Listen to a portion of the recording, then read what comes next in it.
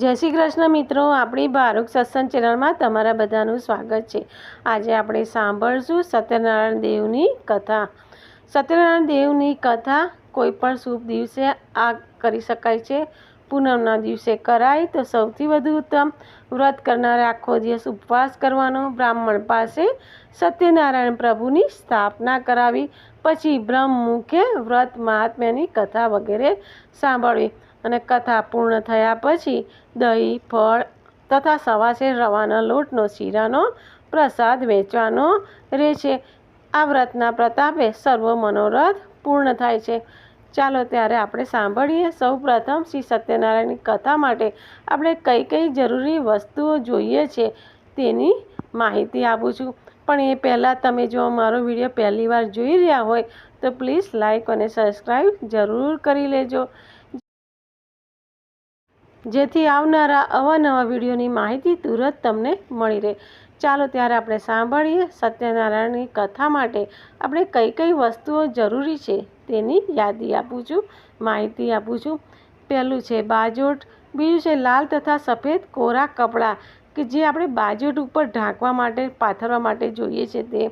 ત્રીજું છે શુદ્ધ વણેલા ચોખા, ચોથું શુદ્ધ વણેલા ઘઉં, પાંચમું છે 4 કેળના મોટા પાન, છઠ્ઠું છે નાગરવેલના 30 જેટલા પાન પણ જે દાંડલીવાળા અખંડ જોઈએ, સાતમું છે નાળાછડીનો દડો, આઠમું છે સોપારી 30 જેટલી, નવમું છે મધ, ઘી, ઘઉં, દૂધ, સાકર જે આપણે પંચામૃત કરવાનું છે તેના માટે, દસમું છે ગોળ ઘી નૈવેદ્ય માટે, 11મું છે ત્રાંબાનો કળશ, 12મું છે ત્રાંબાનું તરભાણું, 13મું છે ચમચી આકાર જેવી આચમની, 14મું છે બદામ, પિસ્તા, એલચી, ખારેક, કોપરું, સૂકી દ્રાક્ષ, મેવાના સૂકા પ્રસાદ જરૂર પ્રમાણે જરૂરી છે તેના માટે, 15મું છે શેરડી પ્રસાદ માટે, 16મું છે કેળા, નારંગી, જમરૂખ, દાડમ, લીલી દ્રાક્ષ, મોસંબી, સફરજન ફળાદિના પ્રસાદ માટે જે જરૂર પ્રમાણે લાવવાનું રહેશે।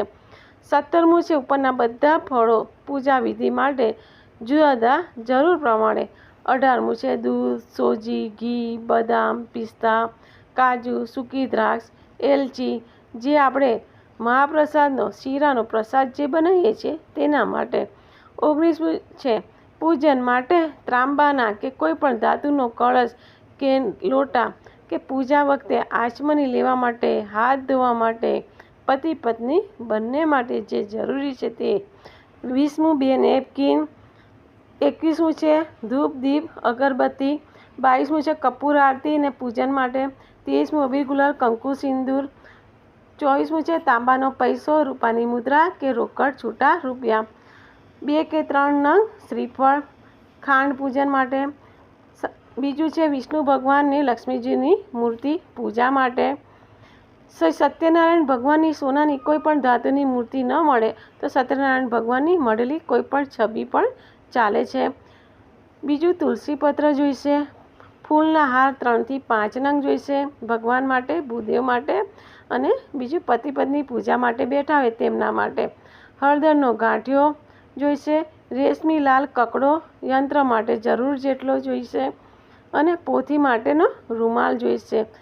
બીજું પ્રસાદી માટે બરફી, પેંડા કે કોપરા પાકનો પ્રસાદ જોઈશે અને નૈવેદ્યમાં જરૂર કે તેટલું ભૂદેવ કે એટલું લાવવાનું, ધરો જોઈશે, શુદ્ધ ઘી જોઈશે। આટલી સામગ્રી આપણે તૈયાર રાખવાની છે જેથી એક પણ વસ્તુ તમારી બાકી રહી જાય નહીં અને પૂજા કરતી વખતે આપણે ઉઠબેસ પણ કરવી પડે નહીં। ચાલો ત્યારે આપણે સાંભળીએ સત્યનારાયણ દેવની પહેલો અધ્યાય। એક વખત નૈમિષારણ્યમાં સૌનક વગેરે ઋષિમુનિઓ કથા કહેવામાં કુશળ એવા સૂતને પૂછતા હતા કે હે સૂત, કયા વ્રત કરીએ અને કયું તપ કરીએ તો આપણને મનવાંછિત ફળ મળે છે તે અમારે સાંભળવું છે, એટલે કૃપા કરી અમને સંભળાવો। ત્યારે સૂતજી કહે છે કે નારદ મુનિએ પૂર્વકાળના વિશે ભગવાન કમલાપતિને આવો જ પ્રશ્ન કર્યો હતો અને જે ભગવાને નારદ મુનિને જે કહ્યું તે હું તમને કહું છું તે સૌ શાંતિથી સાંભળો। એક વખત યોગી એવા નારદ મુનિ લોકો ઉપર અનુગ્રહ કરવાની ઈચ્છાએ અનેક પ્રકારના લોકોમાં ફરતા ફરતા મનુષ્યલોકમાં આવ્યા. અહીં તેમને બધા લોકોને ઘણા દુઃખી જોયા. અનેક જાતના દુઃખોમાં અને અનેક જાતની યોનિમાંથી ઉત્પન્ન થઈ પોતાના કર્મોથી કલેશ પામતા જોઈને યોગીને દુઃખ થયું. એટલે કે નારદ મુનિને ઘણું મનમાં એ થયું કે એના મનમાં વિચાર કર્યો કે આ લોકોનો કેવી રીતે ઉદ્ધાર કરો, કેવી રીતે તેમના દુઃખોનો નાશ થાય. એમ વિચારી તેઓ વિષ્ણુ લોકમાં વિષ્ણુ ભગવાન પાસે આવ્યા. નારદે તેમના દર્શન કર્યા અને તે ભગવાન શુક્લવર્ણ, ચતુર્ભુજ, શંખ, ચક્ર, ગદા, પદ્મ અને વનમાલાના અલંકાર વડે અલંકૃત હતા. એવા ભગવાનને જોઈને નારદ મુનિ સ્તુતિ કરવા લાગ્યા. નારદ બોલ્યા કે હે ભગવાન, તમારું રૂપ, વાણી અને મન કોઈનાથી જાણી શકાય તેવું નથી. તમારી શક્તિ અનંત છે. તમને આદિ, મધ્ય અને કોઈ અંત નથી. તમે નિર્ગુણ છતાં ભક્તોના દુઃખ મટાડવા માટે સગુણ થયા છો. સર્વ લોકોના આદિભૂત અને ભક્તોની પીડા નાશ પમાડનાર એવા તમે છો. પછી આ સ્ત્રોત સાંભળીને વિષ્ણુ નારદ પ્રત્યે બોલ્યા કે ભગવાન પૂછે છે કે હે નારદ, તું શા માટે આવ્યો છે? મને કહે, તું તારા મનમાં શું છે? હે ભાગ્યશાળી, તું બધું મને કહે. એવું ભગવાનનું વચન સાંભળીને નારદ બોલ્યા કે મનુષ્યલોકમાં સર્વે લોકો નાના પ્રકારના દુઃખે કરીને યુક્ત છે.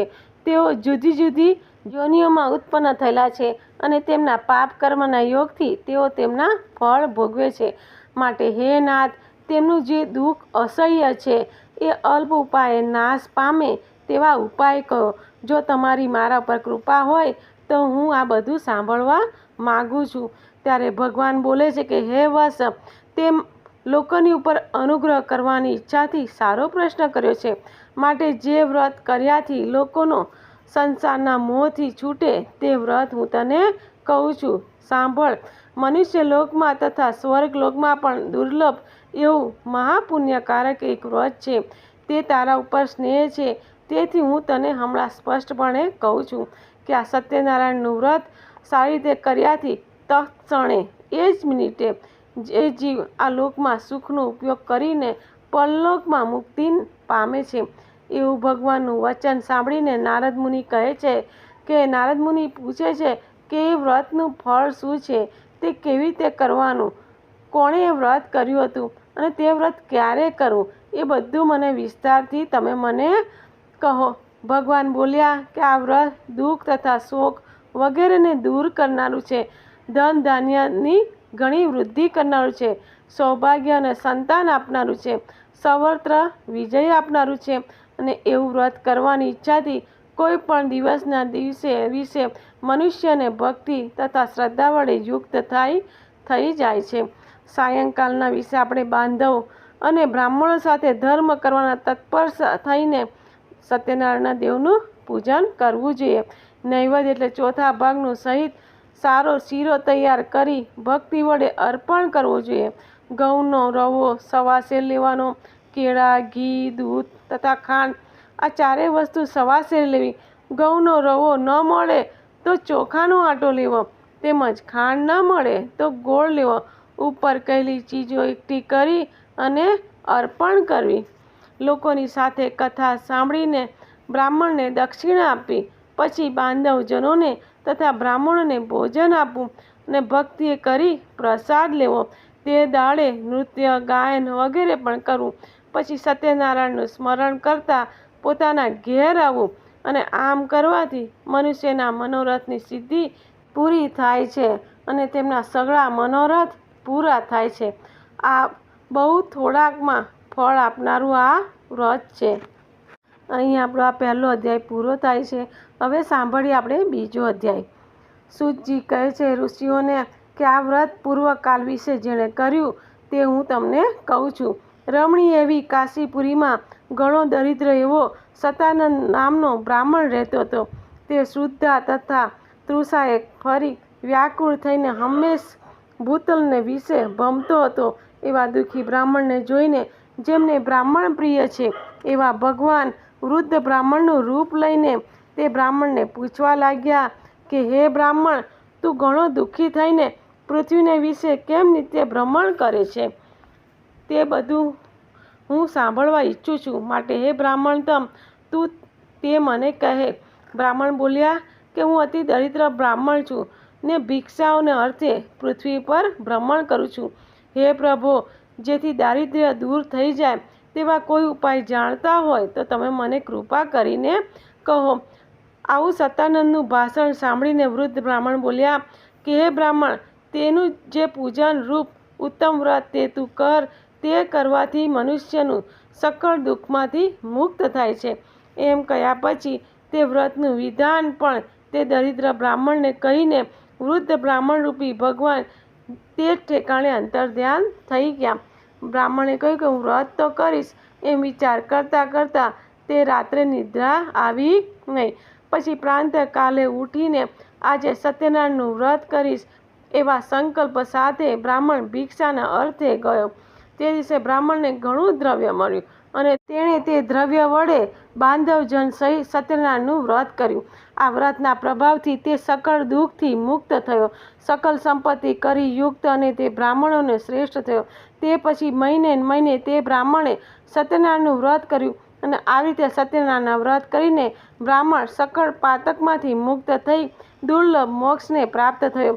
અહો ઋષિઓ, પૃથ્વીના વિશે આ સત્યનારાયણનું વ્રત જ્યારે મનુષ્ય કરે છે ત્યારે તેનું સકલ પાતલ લય પામે છે. એવું જે વ્રત નારાયણે મહાત્મા નારદને કહ્યું હતું. હે ઋષિઓ, તે વ્રત મેં તમને કહ્યું છું. હવે બીજું શું તમોને કહું? ઋષિ બોલ્યા કે હે સૂત, તે બ્રાહ્મણ પાસેથી કોણે આ વ્રત સાંભળ્યું અને કોણે આ પૃથ્વી વિશે કર્યું તે બધું શ્રવણ કરવાની અમારી ઈચ્છા છે. અમારી આ વ્રત ઉપર શ્રદ્ધા ઉપજે છે. સૂત બોલ્યા કે ત્યાર પછી જેણે પૃથ્વીના વિશે તે વ્રત કર્યું તેની કથા સર્વ મુનિઓ તમે સાંભળો. એક વખત તે બ્રાહ્મણ પોતાની શક્તિ અનુસાર તે પોતાના બાંધવ અને સ્વજનોની સાથે વ્રત કરવાને તૈયાર થયો. એટલામાં લાકડા વેચનારો એક ભીલ ત્યાં આવી ચડ્યો. બહાર લાકડાનો ભારો મૂકીને તે બ્રાહ્મણના ઘરમાં આવ્યો. તે તરસને લીધે દુઃખી થયો હતો. જેણે વ્રતનો આરંભ કર્યો છે એવા બ્રાહ્મણને જોઈને તે પ્રણામ કરીને બોલ્યા કે આ તમે શું કરો છો? આ કરવાથી શું ફળ મળે છે? હે પ્રભુ, તમે મને વિસ્તારથી કહો. બ્રાહ્મણ બોલ્યા, સકલ મનોરથ ફળ આપનારું એવું આ સત્યનારાયણનું વ્રત છે.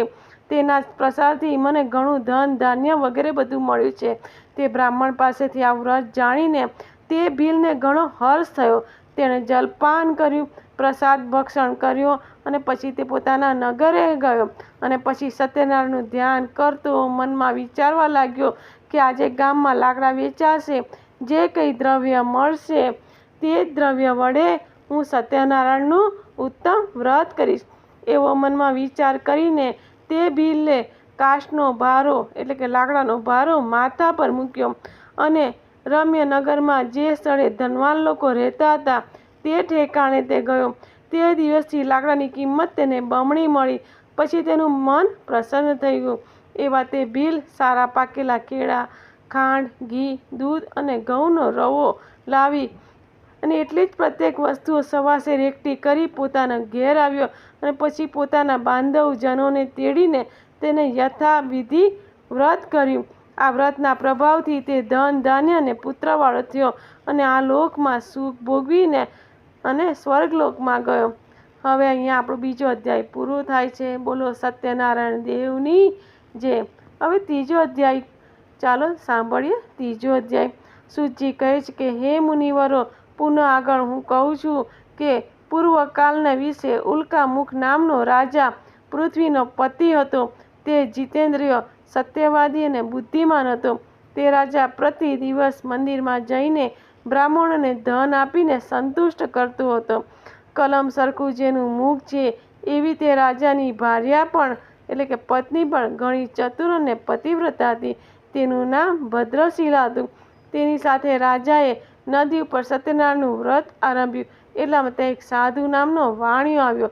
વેપારને વાસ્તે તે ઘણું ધન નૌકામાં ભરી લાવ્યો હતો. તે વાણિયો નૌકા નદીના કિનાર ઉપર લાંગરીને રાજા પાસે ગયો. રાજા વ્રત કરે છે એમ જોઈને તેને નમ્રતાથી પૂછ્યું કે હે રાજન, ભક્તિયુક્ત ચિત્તથી તમે આ શું કરો છો તે સ્પષ્ટપણે તમે અમને જણાવો. મને સંભળાવો. આવું વચન સાંભળીને રાજા બોલ્યો કે સાધો, અપરિમિત તેમનું તેજ છે એવા વિષ્ણુ ભગવાનનું પૂજન કરું છું. એવું રાજાનું વચન સાંભળીને વણિક ફરી આદરથી બોલ્યા કે હે રાજન, એ સર્વ મને કહો, હું તમારા કહેવા પ્રમાણે કરીશ. મને પણ સંતતિ નથી. આ વ્રતથી તે નિશ્ચયપૂર્વક થશે. એમ કહ્યા પછી રાજા પાસેથી વ્રતની વિધિ સાંભળીને તે વેપારથી પાછો આનંદથી ઘેર આવ્યો. સંતતિ આપનારું એવું તે બધું વ્રત કરી પોતાના ભાર્યાને કહ્યું, અને જ્યારે પણ સંતતિ થશે ત્યારે આપણે વ્રત કરીશું. એમ પોતાની લીલાવતી નામની ભાર્યાને તે સાધુએ કહ્યું. એક દિવસ તે સાધુની લીલાવતી નામની પતિવ્રતા સ્ત્રી પતિની સાથે વાત કરતી આનંદયુક્ત મને કરી ધર્મ કૃત્યમાં તત્પર થઈ ગઈ.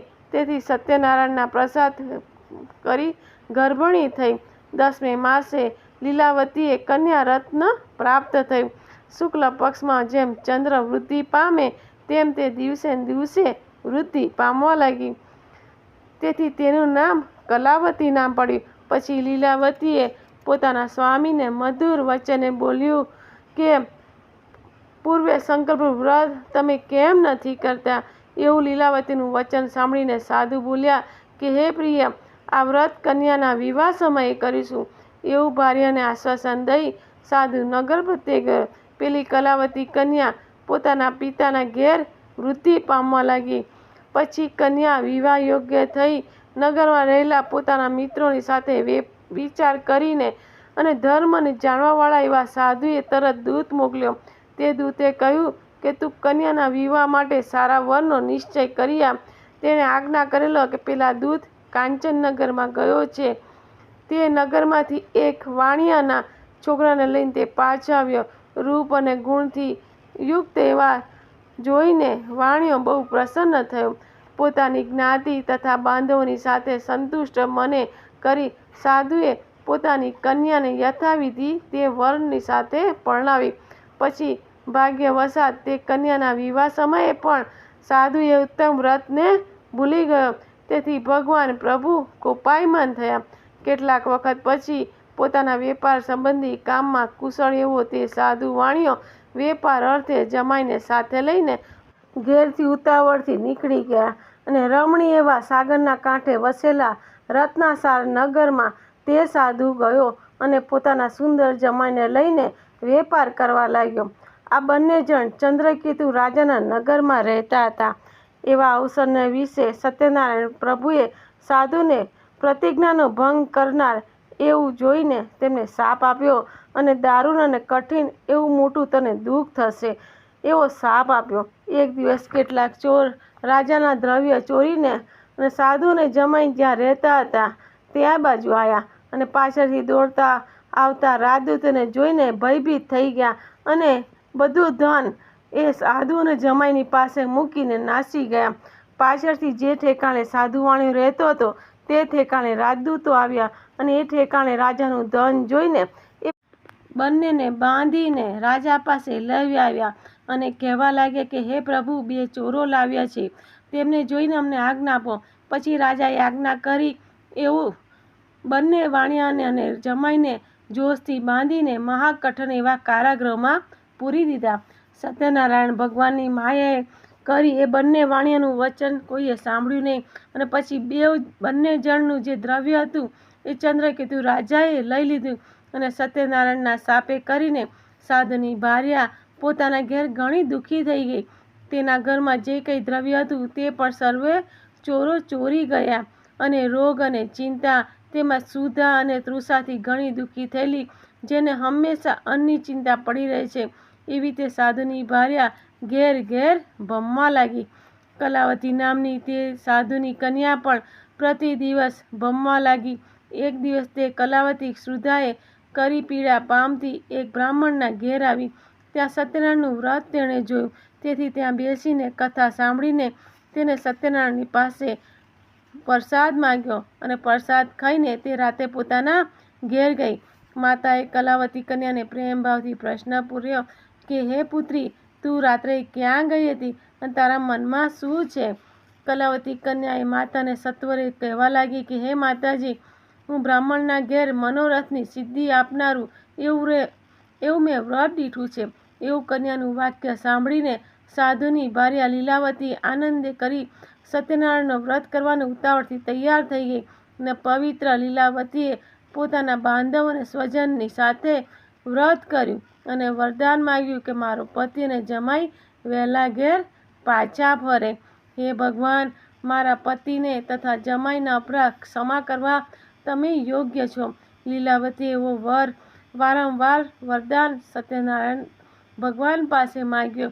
આ વ્રત કરી સંતુષ્ટ થયેલા એવા પ્રભુ સત્યનારાયણે ચંદ્રકેતુ રાજાને સ્વપ્નમાં આવીને કહ્યું કે હે નૃપ, પ્રાંતકાલ વિશે કેદખાનામાં સાધુને તથા તેના જમાઈને મુક્ત કરો. જે દ્રવ્ય તે લીધું છે તે બધું જ તેને પાછું આપી દો, નહીં તો તારો ને તારા રાજ્યનો, તારા ધનનો તથા પુત્રનો નાશ કરીશ. એમ ચંદ્રકેતુ રાજાને સ્વપ્નમાં કહી ભગવાન અંતર ધ્યાન થયા. પ્રાંતકાલના વિશે રાજા પોતાની પ્રધાનોની સાથે સભામાં બેસીને સર્વ લોકોને પોતાના સ્વપ્નની વાત કહેવા લાગ્યા અને દૂતોને કહ્યું કે બંદીખાનામાં જે મહાજનોએ પૂર્યા છે તેમને તુરંત મુક્ત કરો.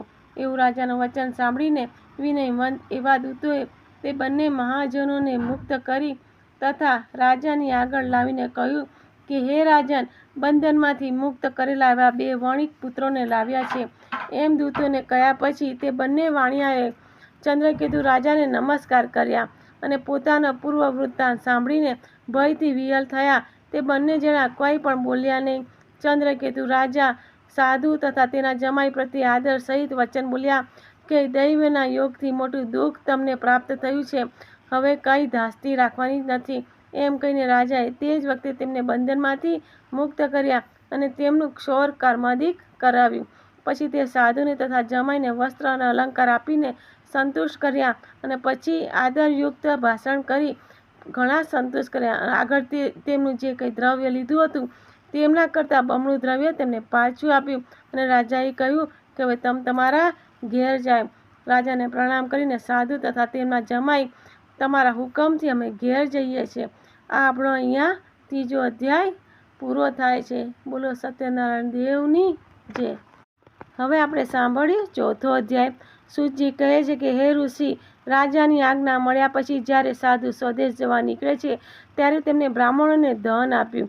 સાધુ થોડો દૂર ગયો એટલે સત્યનારાયણ પ્રભુએ તે સાધુનું મન જોવા ધાર્યું અને યતિનો વેશ લઈને પૂછ્યું કે હે સાધો, તારી નૌકામાં શું છે? ત્યારે ઉન્મત્ત થયેલા અભિમાનમાં આવી ગયેલા બંને મહાજનોએ ભગવાનની હાંસી કરીને બોલ્યા કે હે બાવા, કેમ તમે આવા પ્રશ્ન પૂછો છો? તમારે મારું દ્રવ્ય લઈ જવાનો તો વિચાર તો નથી ને કે? કારણ કે મારી નૌકામાં તો ખાલી પાંદડા ને વેલીઓ જ છે કે. એમ બોલીને તે યતિ સાધુની પાસે દૂર જઈ સમુદ્રના કિનારા પર બેઠે છે. યતિ ગયો ત્યારે સાધુએ નિત્યક્રમ કર્યું અને નૌકાને પાણીમાંથી હલકી તરી આવેલી જોઈ વિસ્મિત થયા. નૌકામાં ખરેખર તો પાંદડાઓ અને વેલીથી ભરેલા હતા. એમ જોઈને સાધુ મૂર્છા ખાઈને પૃથ્વી પર પડ્યા. પછી ભાનમાં આવતા ચિંતા કરવા લાગ્યા. ત્યારે જમાઈ સાધુને એમ કહેવા લાગ્યા કે તમે શા માટે શોક કરો છો? આ તો પેલા યતિ બાવાનો શાપ દીધો છે ને, એટલે આ યતિ બધું જ કરી શકે છે, એમાં સંશય નથી. માટે આપણે તેણે શરણે જઈએ તો જ આપણા સર્વ મનોરથ પૂર્ણ થશે. એવું વચન સાંભળીને સાધુ તે જ વખતે યતિની પાસે ગયો. યતિને જોઈને તથા ભક્તિ કરી પ્રણામ કરીને સાધુ આદર કરીને બોલે છે કે તમારી આગળ મેં જે કહ્યું તે મારો અપરાધ ક્ષમા કરો. એમ કહીને ફરી નમસ્કાર કરી તે સાધુ ઘણો શોકાતુર થઈ ગયો. સાધુ વિલાપ કરે છે એમ જોઈને યતિ બાવા બોલે છે કે હે સાધુ, શોક કરીશમાં, મારું વાક્ય સાંભળ. મારી પૂજાથી તું બહિર્મુખ થયો છે, તેથી જ મારી આજ્ઞાએ હે દુર્બતી તારે ફરીને દુઃખ ભોગવવું પડે છે. એવું ભગવાનનું વચન સાંભળીને સાધુ સ્તુતિ કરવા લાગ્યા. સાધુ બોલે છે કે હે પ્રભુ, તારી માયાને ફરી બ્રહ્માદિક સકલ દેવ પણ મોહ પામ્યા છે, તેથી તે તમારા ગુણોને અને રૂપને જાણતા નથી. એ આશ્ચર્ય છે કે તો પછી હે મૂઢ, તમારી માયાએ ફરી મને મોહિત થયેલો એ તમને હું કેવી રીતે જાણું? હે પ્રભુ, આપ પ્રસન્ન થાવ. હું શક્તિ પ્રમાણે તમારું પૂજન કરીશ.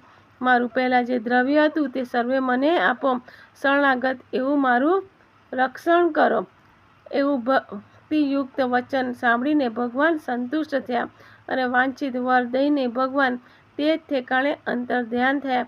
પછી નૌકા ઉપર ચડીને સાધુએ જોયું તો તે દ્રવ્ય પરિપૂર્ણ ભરેલું હતું.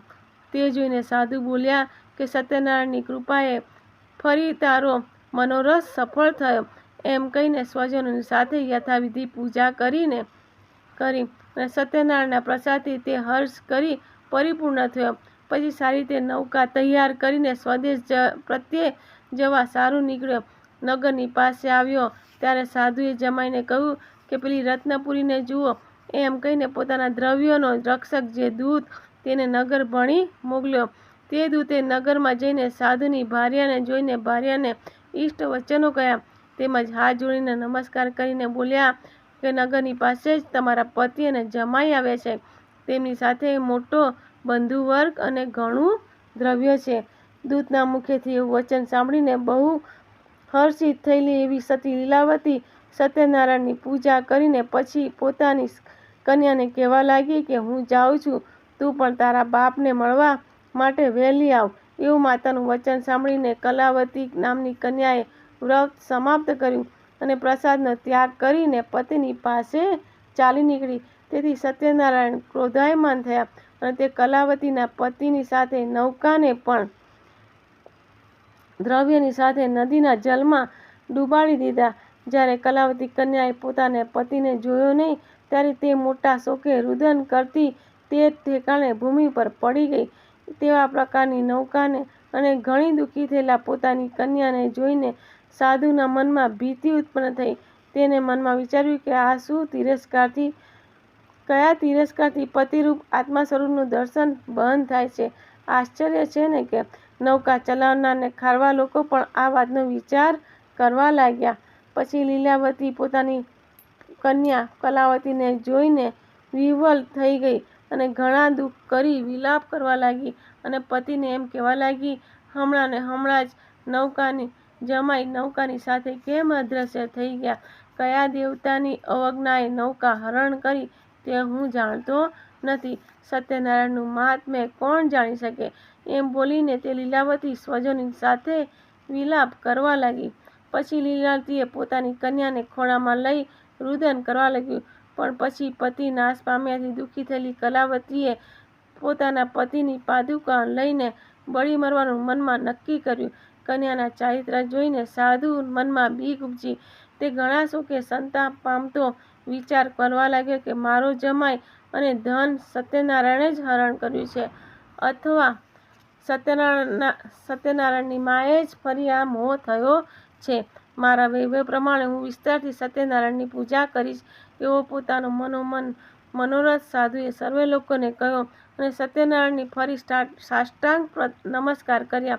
તેથી દિનજનોનું પાલન કરનાર એવા સત્યનારાયણને સંતુષ્ટ થયા અને કૃપાએ કરી ભક્ત વત્સલ એવા સત્યનારાયણને સાધુને કહેવા લાગ્યા કે પ્રસાદનો ત્યાગ કરીને તારી કન્યા પતિને જોવા આવી છે, તેથી તેનો પતિ અદ્રશ્ય થયો છે એ નિશ્ચય જાણજો. જો હમણાં જ ઘેર જઈને પ્રસાદ ભક્ષણ કરીને પાછી આવશે તો હે સાધો, તારી કન્યા પોતાના પતિને પામશે, એમાં કોઈ સંશય નથી. કન્યા કલાવતી આ વાક્ય આકાશમંડળમાંથી સાંભળીને તે જ વખતે ત્વરાથી ઘેર જઈ પ્રસાદ ભક્ષણ કર્યું અને પછી પાછા પોતાના પતિ અને સ્વજન તેને નજરે આવ્યા. પછી કલાવતી કન્યા પોતાના પિતા પ્રત્યે બોલી કે હે પિતાજી, ચાલો હવે ઘેર જઈએ, મોડું શું કરો છો? એવું કન્યાનું વચન સાંભળીને વણિકને સંતોષ થયો અને પછી સત્યનારાયણ દેવનું વિધિ વિધાન સાથે રીત પ્રમાણે પૂજન કર્યું અને પછી પોતાનું ધન બંધુ વર્ગને લઈને પોતાના ઘેર ગયા. અને ઘેર આવ્યા પછી પણ દરેક પૂનમના દિવસે અને સંક્રાંતિના દિવસે સત્યનારાયણ દેવનું પૂજન કરતો હતો. તેથી તેઓ સર્વે સુખ ભોગવીને સ્વર્ગલોક એમને પ્રાપ્ત થયું. હવે આપણો ચોથો અધ્યાય પૂરો થાય છે. બોલો સત્યનારાયણ દેવની જય. અધ્યાય 5મો. સૂતજી કહે છે કે હે મુનિવર્યો, હવે તમને એક આખ્યાન કહું છું, તે સાંભળો. પ્રજાનું પાલન કરવા વિશે તપ્તર એવા અંગધ્વજ નામનો એક રાજા હતો. તે સત્યનારાયણના પ્રસાદનો ત્યાગ કરીને તે ઘણું દુઃખ પામ્યો હતો. એક વખતે તે રાજા વનમાં જઈને તથા અનેક જાતના પશુઓને મારીને વનના વૃક્ષ તળે આવ્યો.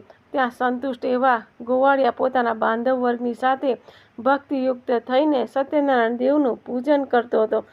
તે રાજાએ જોઈને તે રાજાને મંદોમત હોવાથી તે ત્યાં ગયો નહીં. તેથી તેણે નમસ્કાર પણ ના કર્યા અને સર્વ ગોપીઓને રાજાની પાસે પ્રસાદ મૂક્યો. પોતાના સ્થાનકે જઈને યથેષ્ટ ભોજન કર્યું, પરંતુ પ્રસાદનો ત્યાગ કરીને રાજા તે ઘણું દુઃખ પામ્યો. તેના 100 પુત્રો નાશ પામ્યા. જે કંઈ ધન ધાન્ય હતું તે પણ બધું નાશ પામ્યું. ત્યારે રાજાએ નિશ્ચય કર્યો કે સત્યનારાયણ દેવે જે મારા સર્વોનો નાશ કર્યો છે, માટે હું ત્યાં જઈને સત્યનારાયણ દેવનું પૂજન થતું હતું ત્યાં જઈશ. એવો મનમાં નિશ્ચય કરીને તે રાજા ગોવાળિયા પાસે ગયો. પછી ગોપગણોએ સાથે લઈને તે રાજાએ ભક્તિ શ્રદ્ધા વડે સત્યનારાયણ દેવનું યથાવિધિ પૂજન કર્યું અને સત્યનારાયણના પ્રસાદથી તે રાજા ધન અને પુત્રવાન થયો અને આ લોકના વિશે સુખ ભોગવીને અંતે સત્યપુરમાં ગયો. ઘણું દુર્લભ એવું સત્યનારાયણનું આ વ્રત જે પણ માણસ કરે છે અને ભક્તિયુક્ત થઈને ફળ આપનારી એમની કથા સાંભળે છે, તેને સત્યનારાયણના પ્રસાદથી ધન ધાન્ય મળે છે.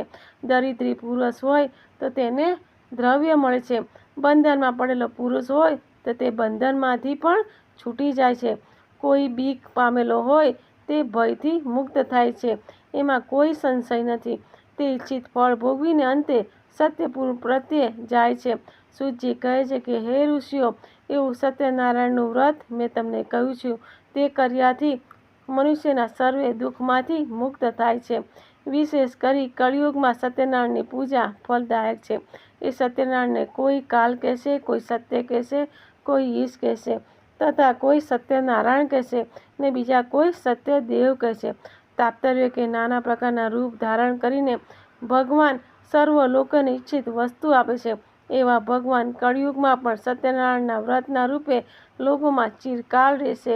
અહો મુનિવર્યો, જે મનુષ્ય કથાનું નિત્ય પાઠ કરે છે તથા નિત્ય શ્રવણ કરે છે, તેના પાતકો આ સત્યનારાયણના પ્રસાદથી ખરેખર નાશ પામે છે. હે મુનિવર્યો, હવે હું પૂર્વ જન્મે સત્યનારાયણનું વ્રત કર્યું છે તેમનો પૂર્વજન્મ શો થયો તે તમને સંભળાવું છું. મહાબુદ્ધિશાળી સતાનંદ નામનો બ્રાહ્મણ સત્યનારાયણનું વ્રત કરવાથી બીજા જન્મમાં સુદામા નામનો બ્રાહ્મણ થયો. તે જન્મના વિશે શ્રીકૃષ્ણ પરમાત્માનું ધ્યાન કરીને તે મોક્ષને પામ્યો. લાકડાનો ભારાવાળા વિશે ભીલે સત્યનારાયણનું વ્રત કર્યું હતું. તે બીજા જન્મમાં વિશે ગૃહ નામનો રાજા થયો. તે જન્મમાં શ્રીકૃષ્ણ ભગવાનની સેવા કરીને તે અંતે મોક્ષ પામ્યો. ઉલ્કામુખ નામનો રાજાએ સત્યનારાયણનું વ્રત કર્યું. બીજા જન્મમાં દશરથ રાજા નામનો રાજા થયો. તે જન્મના વિશે શ્રી રંગનાથજી પૂજ્ય શ્રી વૈકુંઠ તે પામ્યા. ધર્મના વિશે કુશળ એવા સત્યનિશ્ચય સાધુ નામના વાણિયાએ સત્યનારાયણનું વ્રત કર્યું. તે બીજા જન્મમાં મયુરધ્વજ નામનો રાજા થયો. તે રાજાની પાસે ભગવાને અડધું શરીર માગવા માટે આવ્યા અને તે વખતે પોતે અડધા શરીરને કરવત વડે વહોરીને ભગવાનને અર્પણ કર્યું અને તે પણ મોક્ષ પામ્યા. અંગધ્વજ નામના રાજાએ પૂર્વે સત્યનારાયણનું વ્રત કર્યું હતું. તે બીજા જન્મમાં સ્વયંભૂ મનુ નામે થયા અને તે પોતાની પ્રજાને સુખ આપીને ભગવાનની ભક્તિ કરતા કરતા વૈકુંઠ પામ્યા. અહીં આપણો આ 5મો અધ્યાય પૂરો થાય છે. બોલો સત્યનારાયણ દેવની જય. તમને મારો વિડીયો ગમે તો પ્લીઝ લાઇક અને સબસ્ક્રાઈબ જરૂર કરી લેજો. જય શ્રી કૃષ્ણ મિત્રો.